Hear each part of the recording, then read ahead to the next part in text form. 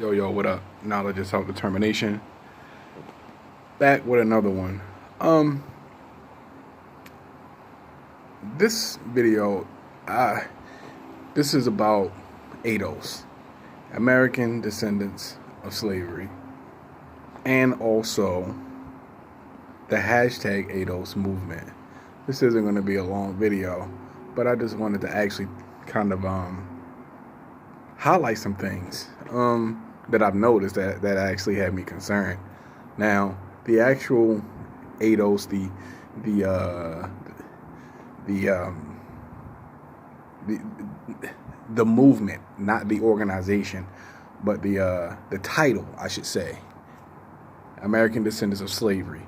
It's a title for people who are American descendants of slavery, such as myself and all other uh, African descendants whose immediate descendants were enslaved in the Americas. Now, the group gained a lot of traction because of their willingness to support the reparations movement. Now, for myself personally, they have lost pretty much all credibility when they started attacking not just some of our ancestors, like, well, one ancestor that I know of, Francis Cress Welsing, and an elder in the community, a very highly respected elder, although he's not known throughout the black community diaspora. He is a very cherished elder, and I will do a video on him soon. Dr. Claude Anderson. They attacked him. And Dr. Claude Anderson doesn't attack anybody specifically. What Dr. Claude Anderson does, he makes his arguments against movements or ideals, certain movements or organizations that, that don't necessarily have black people in mind, or who are looking for the potential best solutions for black issues. He attacks those organizations.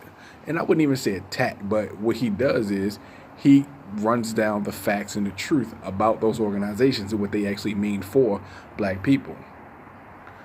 One of the members of the hashtag ADOS organization is part of the LGBTQ community. And it seems as though a lot of her talking points and rhetoric, especially when she's lashing out at other individuals who are in the quote-unquote black conscious community, it seems as though her priorities are more for her liberal left-wing people with their liberal democratic agendas, as opposed to, because she started attacking people, like I said, started attacking certain individuals within the conscious community, right? Some of the same individuals that Joy Reid attacked. Some of the very same individuals. Now, while they do seem to be juxtaposed to Joy Reid, well, I wouldn't even say juxtaposed, but their narrative is a little bit different from Joy Reid. They are essentially attacking some of the same people, even though some of their rhetoric or ideals were attacked by Joy Reid, and I can't ever remember the light-skinned chick who they had on there as a quote-unquote expert, but yeah. Their seeming attack on capitalism, which I found very interesting.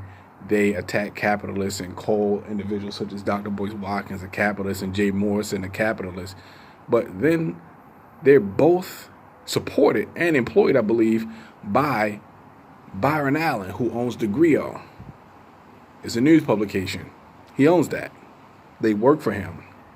He's been given. He supports them. He supports their hashtag ADOS movement. And this is another thing too that I wanted to point out also. Now,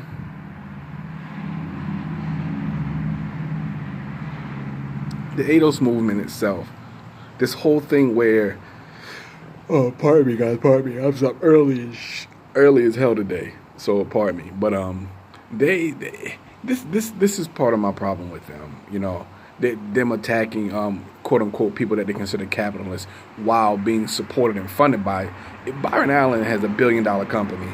He's worth 9 figures, close to $1 billion. If he's not a fucking capitalist, I don't know who the fuck's a capitalist. If Byron Allen isn't a capitalist, but I ain't mad at Byron Allen. Do what you gotta do. I think Byron Allen is very clever. He's made damn near all of his money, it seems, a lot of it, from selling his product to white people. Look at the TV channels he owns. Cars.tv, Pets.tv. He making his money. It look like he's making his money off white people the way white people make their money off us. I'm not necessarily mad at that if you look at it from that perspective. But anyway, this isn't about Byron Allen, his strategizing. So let me get back onto it. Now, they seem to be a bit hypocritical from that perspective. Also, the fact that now, see, what no one in the I'm just saying black conscious community, you know what I'm saying? Just to have a phrase, when I speak of the black conscious community, I don't need to run down the list of individuals who are part of that community. You know, what's understood doesn't need to be explained. So they have attacked multiple individuals in the black conscious community. I mean, gone at them, and not with anything real tangible, petty shit that we already know about them. You know, they attack them. They're making personal attacks on these individuals. You know, they're in competition with these individuals. It's like they are. I'm gonna tell you what it looks like to me. What it looks like to me is somebody paid them to start this organization so that they could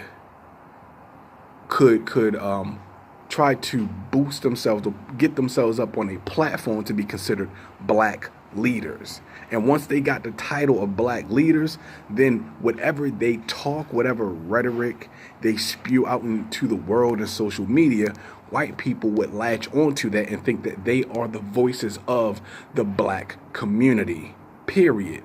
At least that's what it's looking like to me, because the attacks on brothers and sisters in the black conscious community is I think is completely unwarranted. Pardon me. It has nothing to do with the fight for reparations. Fuck equality. Reparations. It has nothing to do with that. Their attacks on these individuals have nothing to do with that, in my opinion. I'm starting to think that they are being paid by the Democratic Party to be exactly what they are, to try and propel themselves into the mainstream, into the forefront, to try and sway black opinions and black votes to the Democratic Party. That's what it looks like to me. That's what it's starting to sound like to me. You know, when you go from actually breaking down a situation and giving receipts to just personally attacking people, and the dude Tone from Tone Talks, basically in so many words, trying to step into the ring with Dr. Watkins. I mean, like literally, inviting him to scrap or whatever. I think that's stupid. First and foremost, I think that's dumb as fuck. Look, we all grown men out here, man. The only time I'm throwing bows is if it's the last and final straw. You understand what I'm saying? I have to be pushed to the brink to even go there as an older, wiser, more mature person. You know what I'm saying? That's little kid shit. If you can't delegate a situation and talk your way out of it logically and rationally with intelligence and wisdom, then, hey, put a muzzle on that motherfucker and tranquilize him. You're a wild ass animal. That you should have a better way to deal with stress than to want to just beat it the fuck up. Because I can tell you, all that fighting in the street shit don't necessarily get you anywhere. Because when the police show up, they lock up everybody. But anyway, I think that they are doing too much. They're doing too much. They're saying too much. They're doing too much unnecessary shit. You understand? And I don't agree with it at all. I don't agree with the rhetoric that they spew a lot of times. I mean, when they're talking sense on things that matter to black people, then it's worth listening to, I would think. You know, I mean, everybody's worth listening to, even your enemies. You can learn a lot from listening to your enemies. Trust and believe. You can learn a lot from them. While I try to fill my head with positive shit or things that I can take in and assimilate and add to my own knowledge base and then reteach somebody, I'm all for it. But when it just gets down to petty bickering, like they were talking trash about Dr. Boyce Watkins because he went to Africa. I mean, they were trying to ridicule him and clown him for wearing the African garb and everything like that, traditional African garb. And that right there said a lot to me. Instead of giving this man props and big up him from going to Africa, a trip that he didn't plan, somebody invited him on the trip, they ridicule him and just basically talk about him, you know, playing the dozens or whatever. Like, I'm past that kind of shit. You know what I'm saying? I'm past that. That's stupid to me. That's stupid. We got to get out of this mind state where we're just fucking ridiculously attracted to drama and childish behavior and shit. I don't have time for that, man. I have kids. I don't do that kind of shit. But they seem to be not really focusing on the issues at hand more so than they are trying to garner attention and hog the spotlight, doing whatever they can do to have people look at them and focus on them. I think that's stupid. In all honesty, I think that's pretty dumb.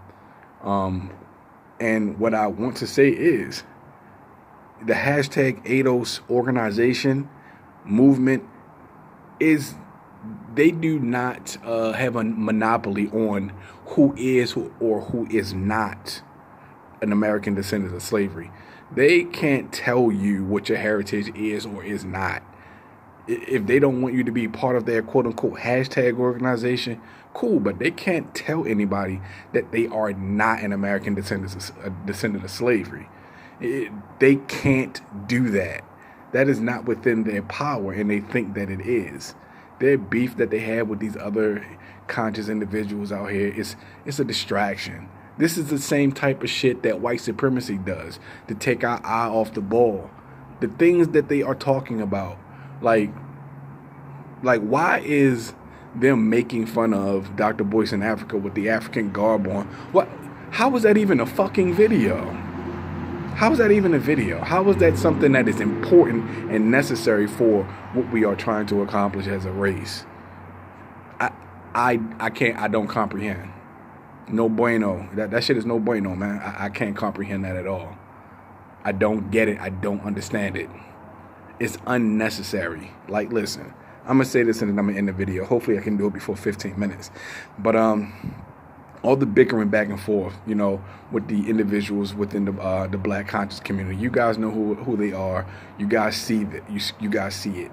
All the bickering back and forth, you know, it's annoying as fuck to me. Quite honestly, it's annoying, and I don't really get into it. I might listen to what they have to say if they can break it down intelligently, but when it just gets into just name calling and just cracking jokes and just that childish shit, I tune that shit out. I don't watch any more of that shit. I tune it out. If we can't keep this shit grown up, man, you're not talking to me. I have no place, no time for that kind of shit. You know what I'm saying? Like most black people in this country, my life has a lot of drama. I'm not absorbing your drama too. I can't do it. There's not enough space in my brain for my life and your dumb shit at the same time. So I would urge you, black people, ignore the stupidity. Ignore the simple rhetoric. Ignore the beefing, the bickering, the stupid shit that white supremacy loves to have us focus on, and focus on the knowledge and information, because that's what the fuck is important. If you are for my people, then I'll listen to what you have to say. But anything other than that, I'm sorry, but you know, I'm canceling that shit. It's time to grow up, man. It's time to grow up. We have to grow out of the world star mentality.